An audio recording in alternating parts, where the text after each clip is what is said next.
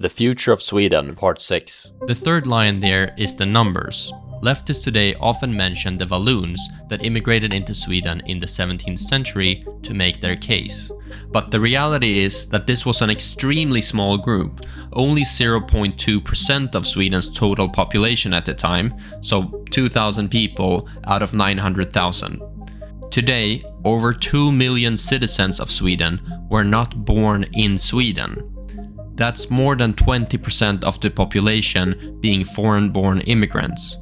And if you add those born in Sweden with two foreign-born parents, also known as second generation, then it becomes 726,000 more, giving us a total of 28% of the citizens of Sweden that has a foreign background.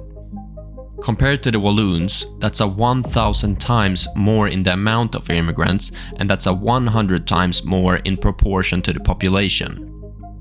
Not to mention that the Walloons had more in common with the 17th century Swedes than the modern asylum seeker immigrants have in common with today's Swedes in terms of culture, religion, education, and ethnicity. And we should note that the 28% figure does not include Swedish citizens with one foreign-born parent. If those individuals are included, they add another 849,000 people, bringing the total to 35.7% of the population having a foreign background, or about 3,786,000 people.